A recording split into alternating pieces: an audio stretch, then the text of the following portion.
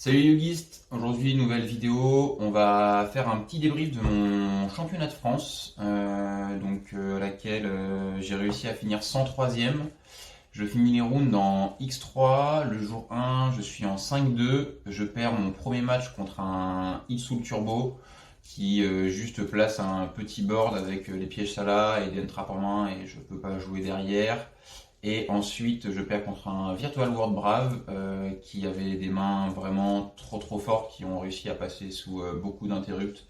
Voilà, c'est des games que je perds où je peux pas gagner. Et le jour 2, je perds ma première game en mirror match sur un Red Reboot lorsque j'active une barrière dim. Donc voilà, derrière, je prends un OTK et je prends 2-0 en mirror match, ce qui me sort du top 64 après par la suite. Donc voilà, je vous propose qu'on passe à la profile et qu'on explique un petit peu mes choix et pourquoi j'ai joué mon deck.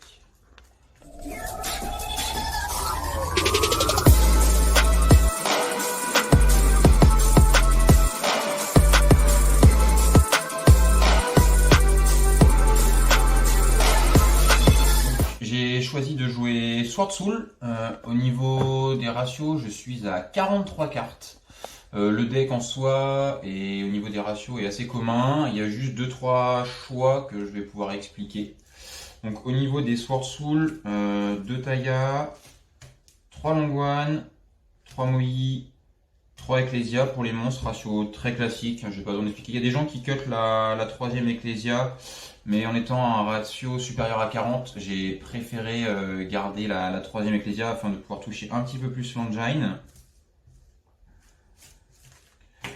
Au niveau des MP, Blackout et 3 émergences. J'ai décidé de ne pas jouer le sommet sacré parce que game 1 en T0 quand t'as la main, la carte elle ne fait grosso modo rien. La carte est incroyable à partir du tour 3, mais tour 1 elle va pas aller te chercher de cartes. Donc à moins que ce soit dans un setup où tu peux envoyer, que tu dois ouvrir avec Taya et ensuite reborn un Moïse que tu foolish, c'est des setups qui sont beaucoup trop improbables. Du coup j'ai préféré la cut et sur l'ensemble du tournoi j'en ai pas ressenti le besoin parce qu'il y a Shaman dans l'extra qui grosso modo fait un peu le même effet pour la reborn. Donc quand on a besoin on va juste chercher Shaman et on développe derrière. Au niveau des tennis, un Shtana. Alors certains, j'ai vu que certains jouaient le rouge à la place Mapura.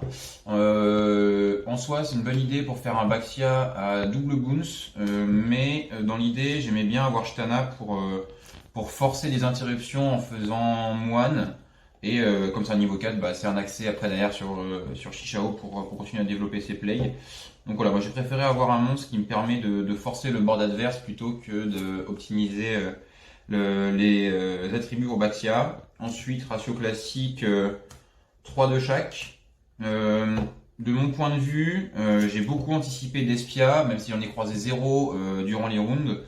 Et les tennis en main face à Despia te permettent de forcer tout le board. Et ensuite, il suffit que tu aies juste un Sword Soul pour pouvoir après reprendre le contrôle de la game.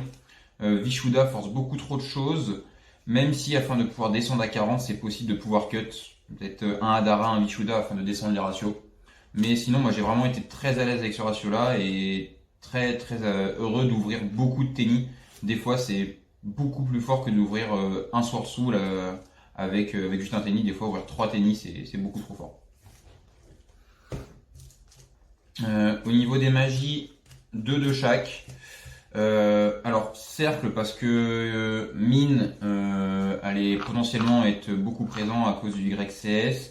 Et parce qu'on veut jouer autour des Imperm, des Veilers, de toutes ces choses-là qui permettent ensuite de jouer. Et quand on n'a pas l'utilisé, ça peut nous permettre sur Blackout juste de tribute le monstre qu'on a target, d'aller tuto derrière un autre monstre pour redémarrer le tour d'après. Et en gros que notre monstre qu'on target avec Blackout soit pas mort pour rien entre guillemets. Réceptacle, c'est en Go 1, c'est avec un n'importe quel tennis, c'est la meilleure carte, hein, permet d'aller soit sur Berserker pour jouer autour de Token Collector, soit sur Shao Feng afin de pouvoir tourner autour de Nib et Veiler.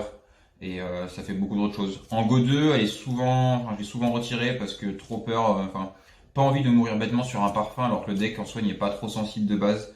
Mais la carte en Go 1 est beaucoup trop forte. Et ensuite au niveau des free spots, Call By, obligé de le jouer dans la méta actuelle, elle est trop forte, ça nique complètement les plays in red, ça permet de bloquer certaines untraps ou bien de pouvoir jouer contre Lich qui allait aussi être aussi beaucoup présent et Call By un Lich ça fait plaisir, surtout que Lich tout seul remonte le board sur dessous. 2. Pot des désirs, la carte est juste trop forte, elle dit draw 2 dans le deck et puis quand tu résous un pot, que tu invoques Chaining derrière, en général, derrière c'est game parce que le mec il a plus de points d'attaque et puis TK tout trop facilement. Un choix, alors j'ai préféré jouer 3 Graal plutôt que 3 droplets. Parce que en soi, ce qu'on veut avec droplets, c'est en Go 1 avoir une carte qui permet d'avoir une interruption en plus qui n'est pas connue et de pouvoir jouer autour de token collector. Le problème, c'est que en Go 2, quand le mec résout token et que tu te dois de faire droplet puis coste une carte de ta main, ça peut des fois coûter beaucoup trop cher. Même si quand c'est les techniques qui discard c'est fort, mais j'ai vraiment fait le choix de jouer Graal et sur tout le tournoi, à chaque fois que j'ai résolu Graal, j'ai gagné parce que je résous Graal et d'ailleurs j'ai encore des cartes en main pour développer mon jeu et je peux remonter le board et tuer tout simplement. Alors que si j'avais eu droplet, j'aurais dû cost des cartes et je suis pas sûr de pouvoir gagner à chaque fois en utilisant droplet. Donc vraiment très content de la carte. Je vous conseille tous d'essayer, ceux qui n'ont pas encore essayé ou qui sont persuadés que droplet est la meilleure carte. Je pense vraiment que dans ce deck là, Graal est plus intéressant à jouer. Et ensuite au niveau des end-trap, 3 Didicro, 2 Imperm, 3 H. Alors j'aurais pu jouer 3 Imperm mais je voulais essayer de me rapprocher un maximum des 40. Donc j'ai décidé d'en jouer que 2.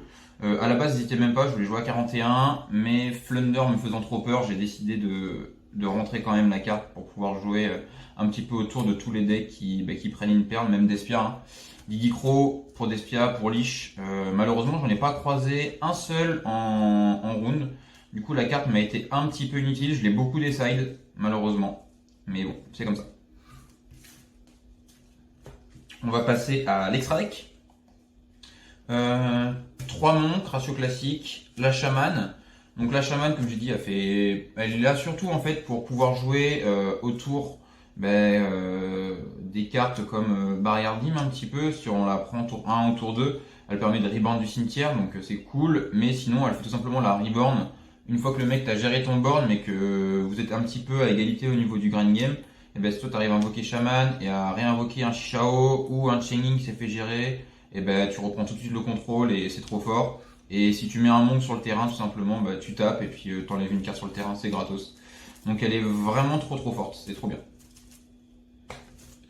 Ensuite, au niveau des Yangzing, un Yazi, 2 Baxia, un Shaofeng. Ceux-là, c'est des big boss vraiment. Le deuxième Baxia, j'en ai pas vraiment eu besoin, donc ça pourrait être un slot qui se change.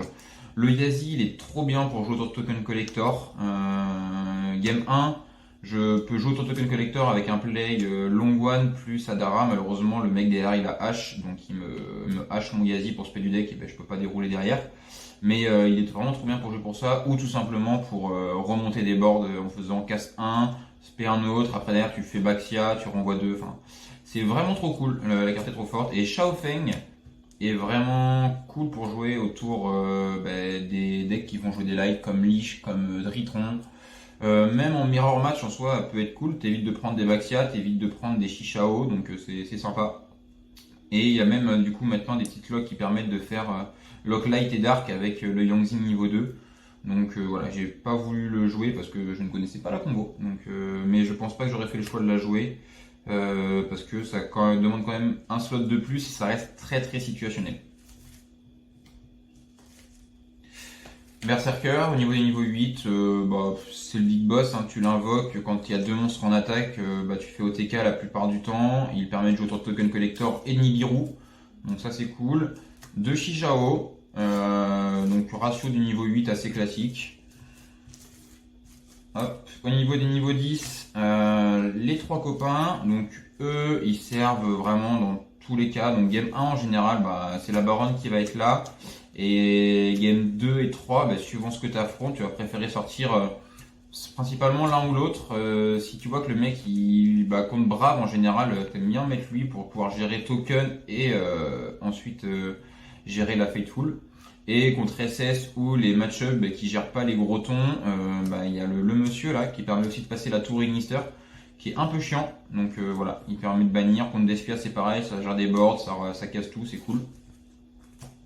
Et la dernière carte que j'ai voulu jouer, c'était Punisher pour Despia, parce que quand tu te burns sous Mascarade et que tu l'invoques derrière, il peut tout simplement pas la gérer. Mais malheureusement, j'ai pas croisé de Despia, donc je peux pas dire si la carte est vraiment forte ou pas. Mais elle était là au cas où. Mais je l'ai pas sorti du tournoi malheureusement. J'aurais bien aimé pour voir un petit peu le résultat que ça fait, mais j'ai pas pu la sortir. Ensuite, le side deck. Alors, on va commencer pour les combos. Donc Nibiru en side. Il y a le retour de Salam, il y a Sword Soul qui ne respecte pas le caillou, il y a ceux qui font double mascarade plus Mirror Jade qui ne respectent pas le caillou, il y a tous les decks un peu mid-range qui le prennent. Et donc il était là quand même au cas où pour savoir sur quoi j'allais tomber. Et je l'ai pas si je l'ai résolu, mais que après en side event, pas sur l'event principal. Il m'a pas trop été utile avec mes match-up, mais il était là quand même, mais je pense que c'est important de l'avoir quand même dans la méta actuelle. Ensuite, au niveau du Go First, 3 barrières d'hymne, la carte est juste obligatoire, et 3 parfums. La carte, c'est ce combo-là, rentrer 6. L'objectif était au moins d'en toucher une des deux pour pouvoir bloquer l'adversaire. Contre Flunder, parfum, c'est trop fort. Contre SS, c'est trop fort. Contre Branded, c'est trop fort. Barrière Dim, c'est trop fort en Go 1, même en Go 2 contre le Mirror et contre Despia. Le seul problème en Mirror, c'est que c'est obligé de faire des moves tricky t'es obligé d'activer à un certain moment pour pouvoir quand même essayer de lui faire cramer des ressources avec les negates et ensuite la placer au moment où il est sur sa dernière ressource. Mais malheureusement, j'ai pris Retribute, donc j'ai pas pu mettre à bout mes combos. Mais vraiment, ces 6 cartes-là en Go First sont vraiment les plus optiques pour moi. C'est game quand tu actives l'une des deux, en général, ça fait game dans la plupart des cas. Hop. Ensuite, le Red Reboot, pour éviter de prendre barrière dim et parfum. Enfin, parfum encore, le mec qui joue parfum contre toi, en général, ça va pas trop te gêner car tu as retiré tes magies. Les seules magies qui te restent, c'est Call By, encore en Go 2, tu l'enlèves. Ça va être Cercle et Peau des Désirs qui va te rester dans ton deck avec les émergences. Donc c'est pas le plus gênant, tu ouvres pas souvent des mains avec 3 magies, donc c'est pas trop gênant. Par contre, barrière dim, ça FTK le deck, donc tu es obligé de rejouer Reboot. Comme tu as une capacité d'OTK derrière en plus, donc la carte est assez gratuite. Et pour le Go 2, donc Heavenly Match plus Lightning Storm. Alors pourquoi 3 et 2? Parce que je veux pas mourir sur parfum, donc je préfère jouer Heavenly. Disons que la battle dans son soul c'est hyper important, mais tu peux quand même reprendre le contrôle et empêcher l'adversaire de jouer derrière. Donc Heavenly Match, j'ai préféré la jouer et quand j'ai pu la résoudre, ça a fait du mal. Et Lightning Storm, c'est pour tout ce qui était Flunder, Pro Deck. C'était vraiment pour avoir, là avec Red Reboot, pour comme le Go First, avoir 6 cartes et pouvoir en toucher au moins une des 6 lors des 5 premières cartes et des 6 premières sur mon Go second. Donc voilà, c'est mon petit bilan sur le deck. En soi, assez content. Et je pense qu'il y a quelques modifs à faire ou des tests à faire sur les ratios, notamment de Tenny, pour essayer de réduire à 40. Mais dans l'ensemble, le deck m'a bien réussi. Lorsque mon adversaire avait pas des mains complètement de dégénéré, je prenais assez vite l'ascendant sur le gameplay, donc c'était cool. Donc voilà, merci d'avoir regardé la vidéo, et puis abonnez-vous, likez, et puis à bientôt. Hey yo.